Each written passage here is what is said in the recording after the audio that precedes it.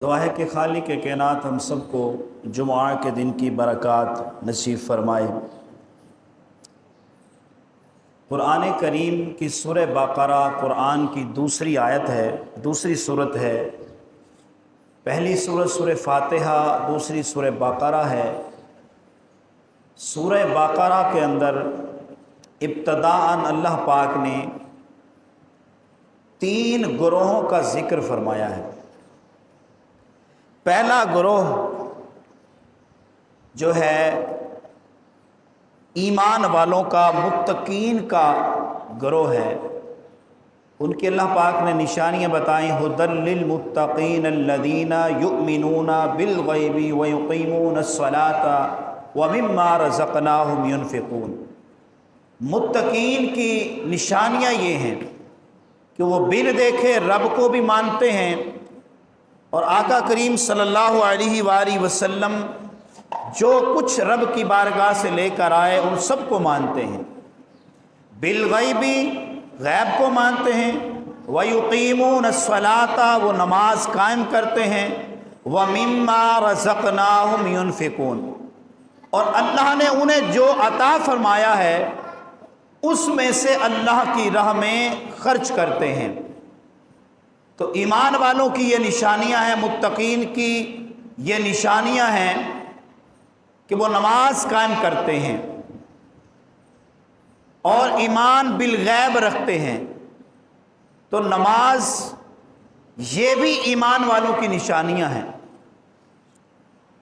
और नमाज जो नहीं पढ़ता, फरमाया या अय्युहल्लज़ीना आमनू ला तुल्हिकुम अमवालुकुम वला औलादुकुम अन ज़िक्रिल्लाह।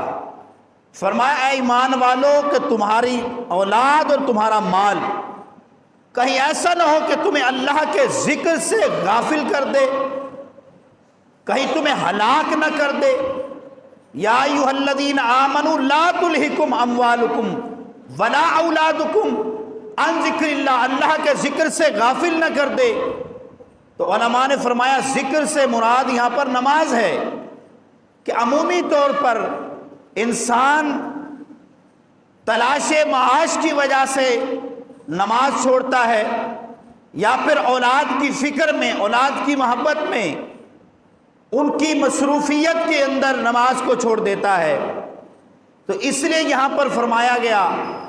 और दूसरे मकाम पर औलाद और माल को फितना फरमाया गया कि बेशक औलाद और माल ये फितना है, क्योंकि इन्हीं के सबब हमारा मुआशरे में किसी से झगड़ा भी हो जाता है, पड़ोसियों से भी झगड़ा हो जाता है। और इसी तरह माल के लिए एक इंसान दूसरे इंसान को कत्ल कर देता है, मार देता है, गाली गलौज करता है, झगड़ा और फसाद करता है। ये हमारा दुनियावी मुशाहिदा है कि औलाद और माल फितना है। कहीं ऐसा ना हो कि हम इनमें मशगूल होकर औलाद और माल की वजह से अल्लाह के ज़िक्र से गाफिल हो जाएं। और फरमाया कि अगर जो गाफिल हो गए फिर अंजाम क्या होता है।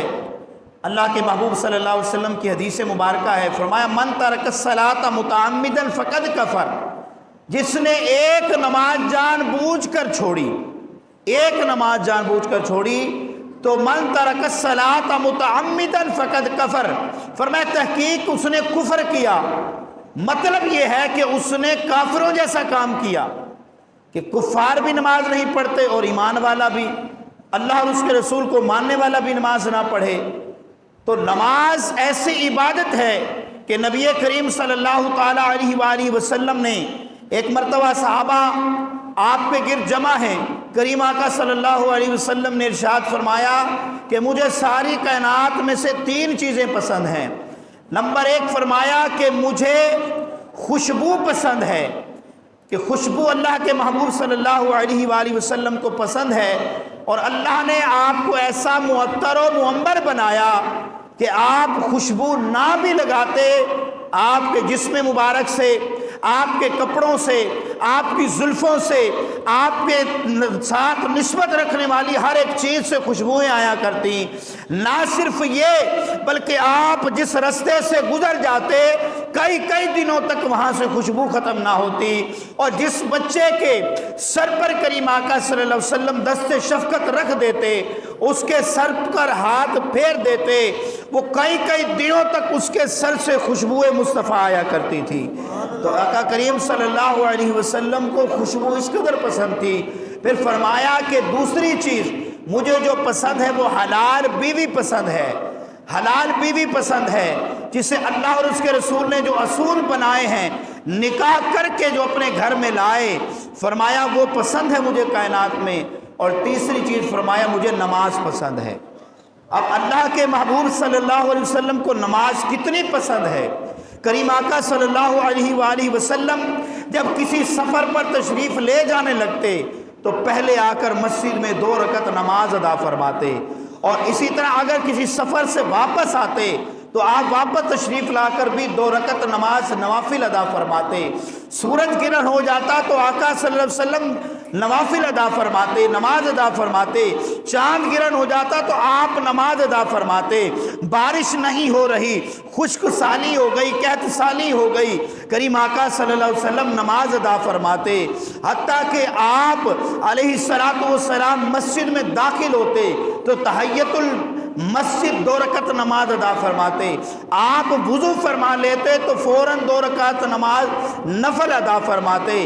تو آقا علیہ السلام کو نماز اتنی پسند تھی، اور پھر آپ نے خود فرمایا الصلاۃ، فرمایا کہ میری آنکھوں کی ٹھنڈک نماز کے اندر ہے۔ نماز کریم آقا صلی اللہ علیہ وسلم کی آنکھوں کی ٹھنڈک ہے، اور قیامت کے دن جو جس کی عبادت کرتا ہے اس کو روایتوں میں آتا اس کے ساتھ ہی جہنم میں ڈالا جائے گا جو اللہ کے سوا کسی کی عبادت کرتا ہے۔ کوئی پتھروں کو پوجتا ہے تو قیامت کے دن اس کو پتھروں سمیت جو ہے جن کے وہ پوجا کرتے تھے، وہ بت بنا کر کرتے تھے، یا ویسے ہی پتھر سامنے رکھ کر عبادت کرتے تھے، تو اللہ پاک انہیں اس پتھر کے ساتھ دوزخ میں ڈال دے گا۔ اگر کوئی کسی درخت یا کسی لکڑی کی عبادت کرتا تھا تو اس کو اس میں ڈال دیا جائے گا۔ تو جو مومن ہوں گے، جو ایمان والے ہوں گے، جو نماز پڑھنے والے ہوں گے، وہ عرض کریں گے یا اللہ جس نے جس کی عبادت کی تو نے اسے اس کے ساتھ اس کے انجام تک اس کا صلہ دیا ہے، اے اللہ ہم نے تو تیری عبادت کی ہے تو پھر ہمیں کیا صلہ ملے گا؟ فرمایا کہ اللہ تعالیٰ قیامت کے دن حدیث پاک میں آتا ہے، قیامت کے دن جنت میں داخل فرما کر ان ایمان والوں کو، ان نمازیوں کو اللہ پاک خود اپنا دیدار عطا فرمائے گا، اور یہ سب سے بڑا انعام ہوگا ایمان والوں کے لیے کہ ساری جنت بھی مل گئی۔ یہ انعام ہے اللہ کا۔ اللہ نے دنیا میں رہتے ہوئے انہیں نماز پنجگانہ کی توفیق عطا فرمائی، یہ بھی انعام ہے اللہ کا۔ محبوب کریم صلی اللہ علیہ وسلم کا سچا غلام بنایا، یہ بھی انعام ہے اللہ کا۔ لیکن سارے انعام ایک طرف، جب رب اپنا دیدار عطا فرمائے اپنے بندے کو، جب بندہ اپنے پیدا کرنے والے خالق و مالک کو دیکھے، جس کو بغیر دیکھے مصطفیٰ کریم کی زبان مبارک سے سن کر مانا تھا اور نمازیں پڑھی، تہجدیں پڑھی، اللہ کو راضی کیا، تو پھر اس رب کا جب دیدار کرے گا تو یہ اللہ تعالیٰ کی ذات کو دیکھنا یہ ایمان والے مومن نمازی کے لیے سب سے بڑا انعام ہوگا۔ تو آج ہمارے معاشرے کے اندر جو کوتاہی اور کمی اور ناسور بنتا جا رہا ہے مسئلہ، وہ نمازوں سے دوری ہے۔ مسجدیں ویران ہیں، مسجدیں بنانے کے لیے ہم بڑا تعاون کرتے ہیں، مسجدوں کے حوالے سے اعلیٰ سے اعلیٰ پورے پاکستان میں اگر چلے جائیں تو ایسی ایسی مسجدیں ملیں گی کہ انسان دیکھتا رہ جائے، دل کرے کہ بس یہاں کھڑا رہے اور مسجد کو دیکھتا رہے، اتنی خوبصورت مساجد ہیں۔ لیکن خدا کی قسم وہ خوبصورتی ضرور ہے، لیکن سب سے بڑی خوبصورتی یہ ہے کہ مسجدوں میں نمازی نظر آنے چاہیے، مسجدیں نمازیوں سے بری ہونی چاہیے، خدا کی قسم وہ زمانے میں معزز تھے صاحب قرآن ہو کر، اور ہم ذلیل و خوار ہو گئے تارک قرآن ہو کر۔ ہم نے قرآن کے دامن کو جب سے چھوڑا ہے، مسجدوں میں نمازیوں سے مسجدیں جب سے خالی ہو گئیں۔ اب حدیث مبارکہ میں آتا ہے کہ اللہ تبارک و تعالی رزق دو طرح کا ہے جسے تقسیم فرماتا ہے۔ ایک رزق ہے ہماری جسم کے لیے، جسم کی نشو و نما کے لیے، روٹی ہے، کھانا پینا، یہ تمام تر اشیاء، فروٹ ہیں۔ یہ رزق اللہ کب تقسیم فرماتا ہے؟ یہ رزق رب کائنات جب فجر طلوع ہوتی ہے، آج کل جیسے صبح 4 بجے طلوع فجر ہے اور سورج جب نکل کر ایک نیزے پہ آ جاتا ہے، تو اس وقفے کے دوران اللہ تعالیٰ رزق تقسیم فرماتا ہے، جو ہماری جسے ہم کمانے کے لیے متلاشی ہیں، صبح سے نکلتے ہیں، شام ہو جاتی ہے، رات ہو جاتی ہے، اور ہم رزق تلاش کر رہے ہیں۔ تو پھر اللہ تبارک و تعالیٰ اس وقت رزق تقسیم فرماتا ہے۔ اب اس وقت اگر ہم سوئے ہوئے ہوں اور پھر ہم کہیں کہ جی ہمارے پاس رزق ہی نہیں ہے، رزق کی کمی ہے، تو بھائی جب بٹ رہا تھا ہم اس وقت سو رہے تھے، تو ہم نے تو لیا ہی نہیں۔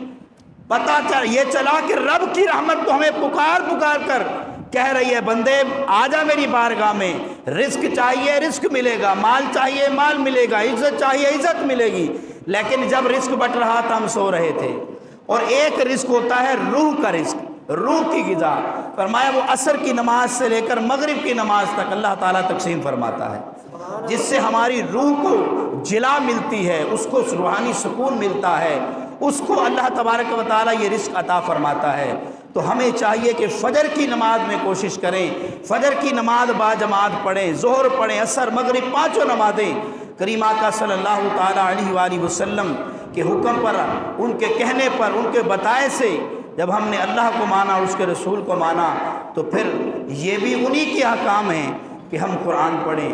خدا کی قسم اگر امام حسین کا ذکر کیا جائے، تو ان کی قربانیوں کا ذکر کیا جائے، تو ہماری آنکھوں میں آنسو اشک رواں ہو جاتے ہیں۔ لیکن ہمیں یہ تو یاد رہا کہ ننھا علی اصغر شہید کرایا گیا، ہمیں یہ تو یاد رہا کہ عباس کے بازو کٹے، ہمیں یہ تو یاد رہا کہ امام علی مقام کی گردن کٹی، وہ پیاسے رہے۔ لیکن خدا کی قسم اگر ہمیں بھول گئی تو وہ نماز بھول گئی کہ آج تک جو امام علی مقام رضی اللہ تعالیٰ عنہ کی ذات ہے، انہوں نے سر سجدے میں رکھا تو تھا لیکن اٹھایا نہیں ہے۔ اسی لیے کسی نے بات کی تھی، کہنے لگا کہ جو کتنا اج تائیں اے گال سیغے راز وچ ہے، جو کتنا لطف نماز وچ ہے، اج تائیں اے گال سیغے راز وچ ہے، جو کتنا لطف نماز وچ ہے، حسین سجدے تو سر نہیں چایا، حسین اج بھی نماز وچ ہے۔ اللہ تعالی ہمیں امام حسین کے سجدوں کا صدقہ نماز پنجگانہ کی توفیق عطا فرمائے، آمین بجاہ خاتم النبیین وصلی اللہ علیہ وسلم۔